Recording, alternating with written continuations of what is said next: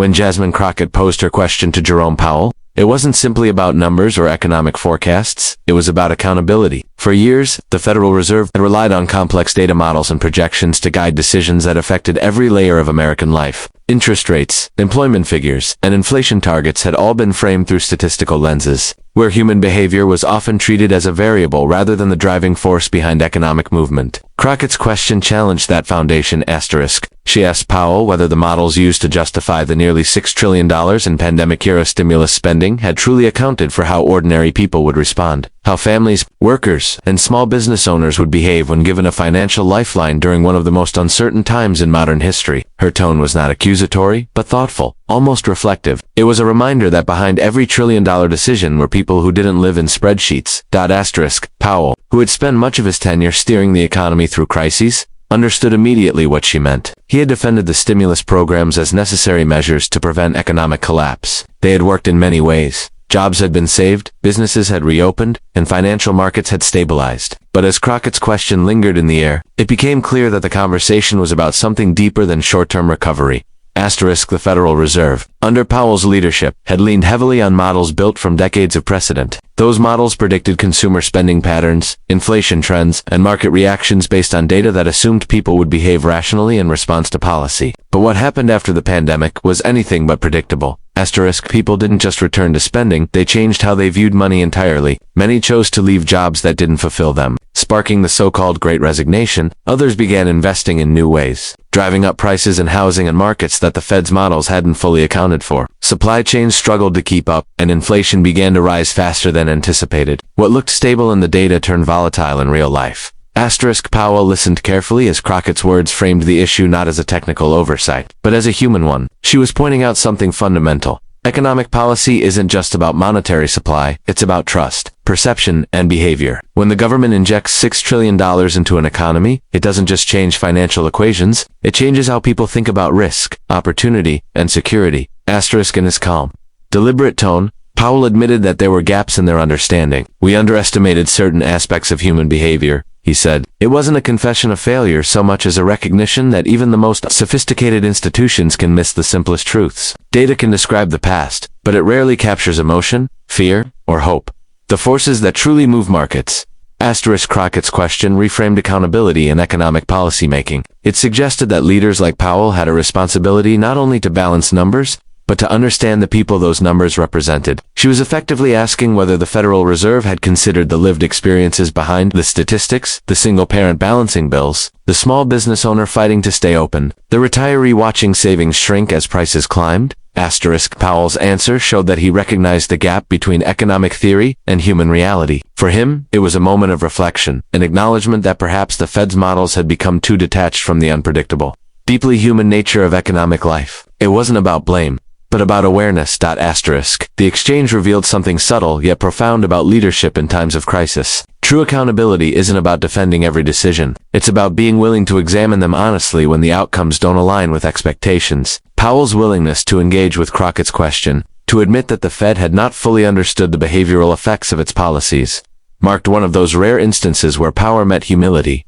Through that single moment, Crockett reminded everyone that behind the macroeconomic charts and billion-dollar forecasts, the real economy lives in everyday choices made by millions of individuals. Powell's response, measured and thoughtful, acknowledged that even the best minds can misread how people will react when the world changes overnight. It was a quiet but meaningful step toward accountability that transcended numbers, a recognition that understanding people is just as essential as understanding policy. When Jerome Powell sat before the congressional panel, he carried with him the weight of the Federal Reserve's decisions during one of the most turbulent economic periods in modern history. The pandemic had forced rapid action, interest rates were slashed, stimulus programs rolled out, and unprecedented amounts of money were funneled into the economy. For a time, it seemed like those decisions had saved the country from collapse. But as the months passed, inflation began to surge, supply chains buckled, and Americans faced a cost of living crisis that no one had fully predicted. When Jasmine Crockett questioned Powell about whether the Federal Reserve had misjudged the outcome of its actions, his response carried a rare tone of candor. Powell didn't deflect or shift blame. Instead, he acknowledged that the Fed, under his leadership, had underestimated how the economy would react to the massive stimulus. He explained that while the initial response was necessary to prevent a total financial meltdown, The pace and persistence of inflation that followed had not been fully anticipated. "We saw inflation through a technical lens," he admitted during the exchange. "We didn't fully anticipate the human behavior that would come from sudden shifts in spending and supply." It was an important admission, not because it was sensational, but because it was honest. For years, the Federal Reserve's credibility had rested on its ability to foresee economic trends and manage them effectively. To hear the chair himself concede that the institution had misread key dynamics was a striking reminder of how complex modern economies have become. Crockett's question had gently pulled away the layers of formality, leaving behind a moment of human honesty in a discussion, often dominated by technical language. Powell's words reflected a deeper understanding that economics is as much an art as it is a science. The models the Fed relied upon had predicted inflation to be transitory, expecting it to subside once pandemic disruptions eased. But real-world behavior didn't fit those neat forecasts. Consumers, flush with stimulus money and limited spending options during lockdowns, shifted their focus to goods rather than services. Businesses struggled to meet demand, prices climbed, and inflation began feeding on itself. Meanwhile, global supply chains weakened by shutdowns and labor shortages magnified the issue. For Powell, admitting that the Fed had misjudged these dynamics was not easy. The Federal Reserve operates with a reputation for precision, and its public statements are often carefully worded to maintain confidence in financial markets. Yet in this exchange, Powell chose clarity over caution. His acknowledgement didn't suggest incompetence, but rather humility, a willingness to accept that even with the best data and intentions, unforeseen factors can reshape an outcome. Crockett's question highlighted that the real mistake wasn't merely technical. It was rooted in assumptions about how people and markets would respond after years of upheaval. The Fed's models, built on decades of relatively stable economic behavior, couldn't fully capture the psychological shift that the pandemic had triggered. Millions of people reassessed their priorities. Some left the workforce. Others saved more, while many spent impulsively after months of confinement. These behavioral shifts made traditional economic predictions far less reliable. Powell's admission, therefore, carried a broader message. It showed that institutions like the Federal Reserve must continuously adapt, not only by refining models, but also by learning to read the human side of economics. It's not enough to monitor numbers on a dashboard. Policymakers must understand the emotions and decisions driving those numbers. When people feel uncertain, they save differently, spend differently, and even think about risk differently. That's not something a spreadsheet can easily measure.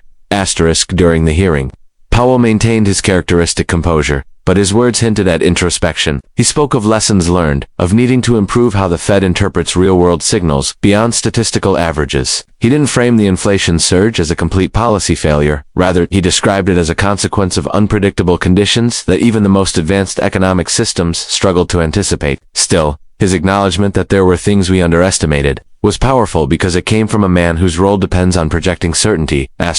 Crockett's exchange with Powell became a moment of quiet revelation. It was less about assigning blame and more about transparency, an open recognition that policymaking on such a massive scale is an imperfect science. Powell's willingness to admit that the Fed's understanding of inflation had gaps humanized him in a way few public figures allow themselves to be seen. It was an acknowledgement that beneath the layers of technical expertise, leadership also requires the courage to say, "We didn't get everything right." That moment mattered because it showed that progress begins not when institutions defend their mistakes, but when they learn from them. Powell's candor, prompted by Crockett's incisive questioning, turned a routine hearing into a rare instance of accountability where the most powerful economic voice in the nation chose honesty over rhetoric and reflection over defensiveness. The $6 trillion that flowed into the U.S. economy during and after the pandemic represented one of the largest financial interventions in history. It was a lifeline designed to prevent collapse. Stimulus checks, business relief, unemployment assistance, and other measures meant to stabilize a nation in crisis. For Jerome Powell, as the chair of the Federal Reserve, the scale of that decision carried enormous weight. He had stood before the public and assured them that the Federal Reserve had the tools to manage the consequences. But when Representative Jasmine Crockett questioned him about whether the Fed truly understood how that money would ripple through society, Powell's reflections suggested that the story of those $6 trillion was more complicated than anyone first believed. At first, the plan had worked as intended. The U.S. economy rebounded faster than expected from one of the steepest downturns on record. Jobs returned, businesses reopened, and financial markets surged. Economists celebrated the rapid recovery as proof that decisive action could prevent a depression. But underneath that apparent success, subtle imbalances began to form. Prices rose quietly at first, then rapidly. What was intended as relief began to manifest as pressure on ordinary Americans' groceries. Rent, gas, and healthcare costs all climbed at once. By the time inflation reached its peak, many people felt that the very policies meant to help them had also made life harder. Asterisk, when Crockett asked Powell whether the Federal Reserve had underestimated the behavioral and structural impact of injecting $6 trillion into the economy, it wasn't just a question about inflation. It was a question about foresight. She wanted to know if the Fed's decision-making process had considered how such a massive sum would change people's economic psychology, how confidence, fear, and spending habits would shift in unpredictable ways. Powell's response was measured but reflective. He admitted that while the economic models had accounted for traditional indicators, they had not fully captured how people would behave once the crisis subsided. Asterisk. Powell explained that the Fed's models focused on historical relationships between spending, inflation, and employment, but what they could not account for was the emotional rebound that followed the pandemic, the surge of pent-up demand from consumers, who had been restricted for months, and the simultaneous strain on global supply chains that made it difficult to meet that demand. The $6 trillion, in effect, had collided with a world unprepared to handle such a surge in economic activity. Factories were short on workers, ports were backlogged, and businesses struggled to restock shelves. Prices began rising not just because of money in circulation, but because of bottlenecks that limited supply. Asterisk for Powell, this realization was both humbling and instructive. The Fed had viewed the intervention through a technical framework, one that assumed stability would return as the economy reopened. What they hadn't anticipated was that people's priorities had changed. Millions of workers left their jobs in search of better pay or more meaningful work. Others started small businesses or turned to remote opportunities, altering the labor landscape entirely. These shifts, though rooted in human behavior, had enormous economic consequences that the Fed's models hadn't fully grasped. Asterisk, Crockett's question reframed the $6 trillion not simply as a fiscal or monetary mistake, but as a moment of misunderstanding, a disconnect between policy design and human reality. Powell acknowledged that their approach had been too mechanical in some respects, too dependent on data that failed to reflect post-crisis psychology. We underestimated how quickly demand would rebound, he said, a simple admission that carried profound implications. It meant the Federal Reserve had over-relied on numbers while underestimating emotion, behavior, and adaptation, the things that truly drive economies.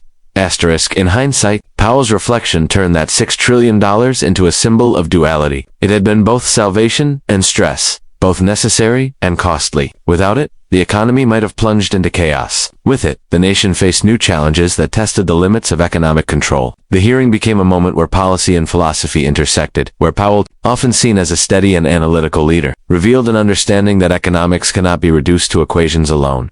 Asterisk, he didn't frame the situation as failure. Rather, he viewed it as a lesson that large-scale interventions require not only financial precision but also an understanding of how people think, feel, and act in times of uncertainty. Crockett's line of questioning gave him the space to voice that reflection publicly. It wasn't about defending policy but about acknowledging complexity. Powell understood that the $6 trillion had done what it was meant to do, prevent collapse, but it had also unleashed consequences no model could fully predict. Asterisk, that acknowledgement was significant because it bridged the gap between economic theory and human experience. For Powell, the numbers on his charts represented trillions of decisions made by millions of people, workers, families, and entrepreneurs who reacted to the world in ways that no algorithm could have foreseen. The lesson wasn't just about monetary policy. It was about humility. In that exchange, the $6 trillion became more than a statistic. It became a story about how even the most powerful financial institutions must learn, again and again, that real economies are built not just. Leadership often reveals itself not in moments of triumph,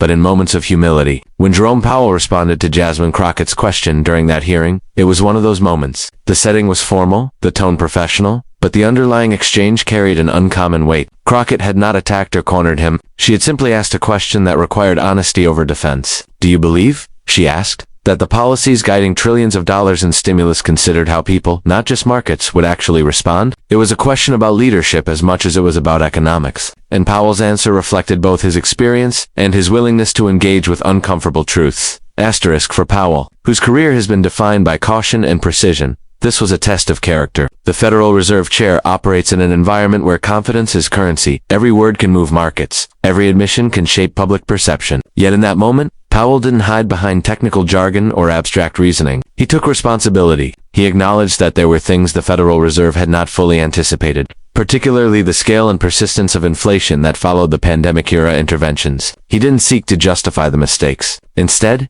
he reflected on them. That quiet honesty revealed a form of leadership that values understanding over image Crockett's approach made the exchange even more meaningful. She didn't speak as an economist. She spoke as a representative of people who lived through the real effects of policy: higher grocery bills, rising rents, shrinking savings. Her tone was firm but calm, her question grounded in reality rather than rhetoric. In that setting, she demonstrated a different kind of leadership, one that listens, observes, and challenges not for the sake of confrontation, but for the sake of clarity. The contrast between her measured questioning and Powell's thoughtful answers created a rare space for transparency in a world often dominated by prepared statements.